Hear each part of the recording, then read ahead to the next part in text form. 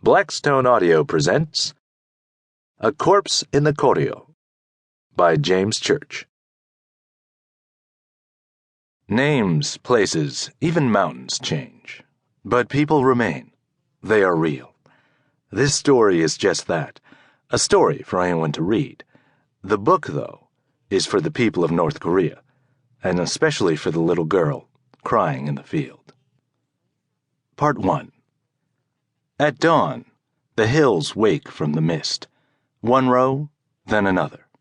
Beyond is loneliness, endless as the distant peaks. O Sung-hee, 1327 to 1358. No sound but the wind, and in the stingy half-light before day, nothing to see but crumbling highway, cutting straight through empty countryside. Laid out straight on a map 30 years ago, straight was how it was to be built. The engineers would have preferred to skirt the small hills that, oddly unconnected, sail like boats across the landscape. Straight, rigorously straight, literally straight, meant blasting a dozen tunnels. That meant an extra year of dangerous, unnecessary work for the construction troops, but there was no serious thought of deviating from the line on the map, pointing like truth from the capital down to the border, and drawn by a hand none would challenge. Alas, to their regret, the engineers could not completely erase the rebellious contours of the land. In places, the road curved. For that, the general in charge, a morose man of impeccable loyalty, caught hell. Cashiered one afternoon, by evening he was on his way to the northern mountains to manage a farm on land so bleak the grass barely grew. Eventually, he was let back into the capital to serve out his years planning new highways, all straight as arrows, and none of them ever built. By then, the map makers had learned their lesson. Every map showed the reunification highway running ruler straight and true, and that was how people came to think of it. Hardly anyone traveled the road, so few knew any better. My orders didn't say where to look, only to be on the lookout for a car. No color, no description, just a car. This was routine. As the English poet said, it was all I needed to know. Frankly, I had no interest in knowing more.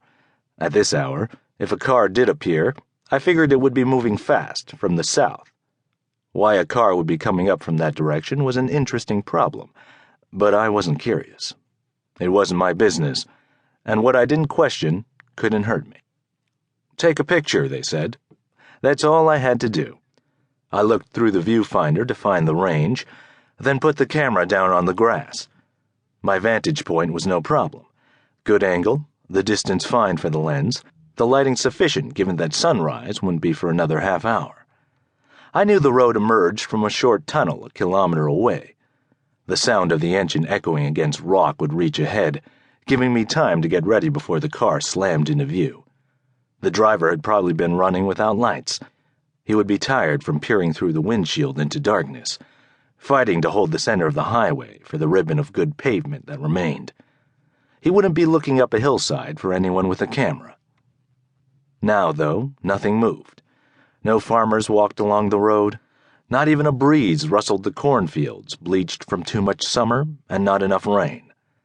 The only thing to do was wait and watch the line of hills emerge from the misty silence. Status? It was turned low, but the sound of the radio still shattered the tranquility. I checked my watch. Every 30 seconds from now on, the radio would spit out, status, status, status, unless I turned it off. The voice began again, then strangled on its own static. I left the dials alone. A better signal would only invite more noise. Anyway, no response was necessary. Nothing was happening, and I was already convinced nothing would happen. If a car hadn't appeared by now, it would never show up. I sat back to watch the third row of hills take shape, a dark ink wash against the barely light western horizon. The contours were smooth, not earth and rock, but the silhouette of a woman lying on her side. Up the road, smoke curled toward the touch of morning, probably from the village that worked the fields spread out below me. I turned my attention back to the highway.